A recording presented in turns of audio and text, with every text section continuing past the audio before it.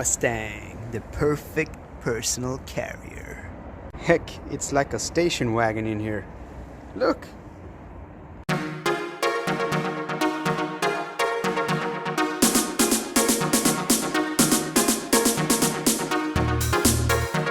What's up everyone? Welcome, I am Maz and I hope you're having a splendid day. Today's video is going to be rather short, but it's going to be a somewhat important install.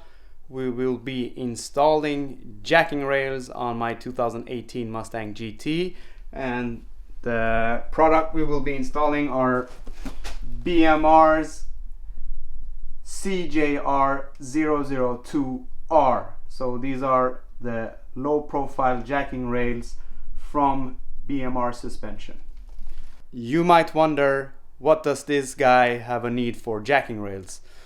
Maybe not that much, but I have some stuff coming that I need to be able to lift the car up more readily, and also, as you may know, I do quite a lot of detailing, and having jacking rails I can move one side up at a time and put my jack stands, and then also to be able to more easily access the wheel well, calipers, etc., and get those areas cleaned.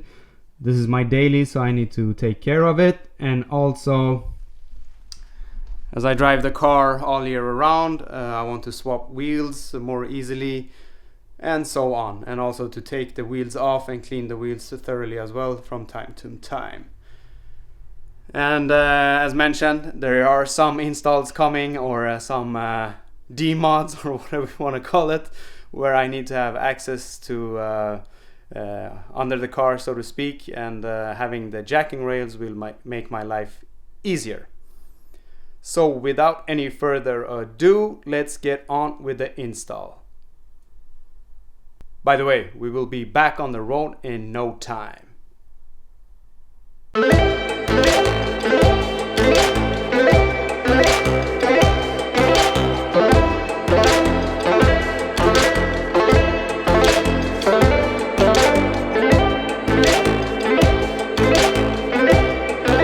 Finally, I was able to get them out of the packaging. The finish, as you can see, I went for the red because that was what was in stock when I ordered them.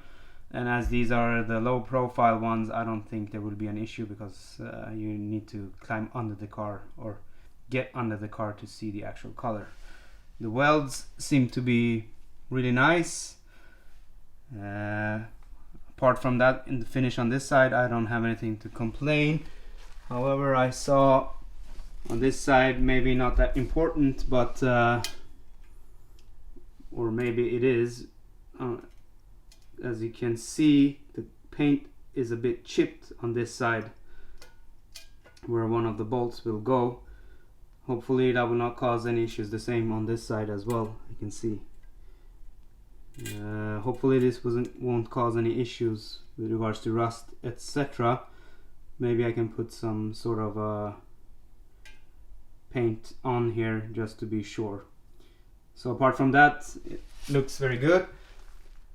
Also, as you may notice, the lengths are different between the two, and from what I've understood it, the long side is supposed to be on the driver's side.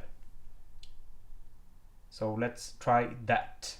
Tucked inside the box was some installation guide, and here it confirms that the driver's side rail is longer than passenger side. So we will go ahead with that, and also it says retighten to 41 foot-pounds.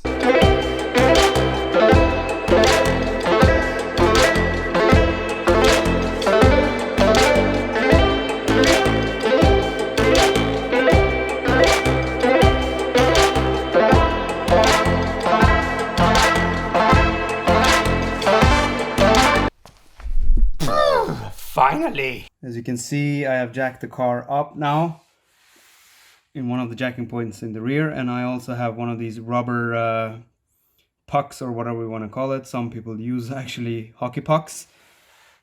And as you can see, the pinch weld is more or less flush with the side skirt.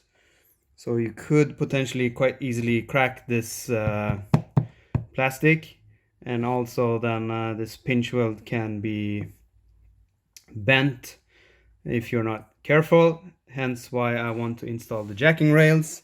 And here you have the actual bolts which we will unloosen. These are two 15mm bolts, and there are two on the front as well which we need to loosen up or remove, put the jacking rails in place, and then retighten to 41 foot-pounds according to BMR's instructions. Now the 4 bolts have been removed. Next then is to install the jacking rail, and also then remember the longer one is to be on the driver's side. So this will actually mount in this direction then. So let's go ahead with that. Now we have the driver's side mounted. As you can see, it protrudes a bit more, and also it gives us some more edge to actually put the jack on when we are jacking each side of the car up. And also then we can put the jack in the middle and actually lift the whole side much easier than having to do that on either on the rear or on the front side, which is also sometimes very difficult to lift the whole side. Now we go ahead and do this on the other side as well. Now we should be able to more securely jack the car up. As you can see, the surface where the force will be spread is much larger now. Let's give it a try. So this illustrates this rather nice. So both wheels on the driver's side are up, and I did it by jacking up the car in the middle using the jacking rail. So it's working as expected. Really nice. All right, gentlemen, and hopefully ladies, that was all for today's video. It was a really quick install. It didn't take me more than 30 minutes.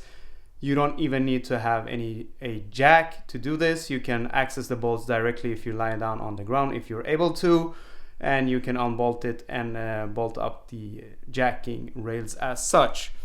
So if you have any questions, just let me know in the comment sections below. And also I have a bunch of stuff coming, as I mentioned in an earlier video. However, I need to work on my time management between work and family life and so on. But hopefully I will be able to post at least one video a week in the coming weeks. So keep an eye on that. Until the next time. I need to do the mandatory thing as well. Give me 1 thumbs up, or 1 thumbs up or 2 thumbs down. And please do subscribe. See ya.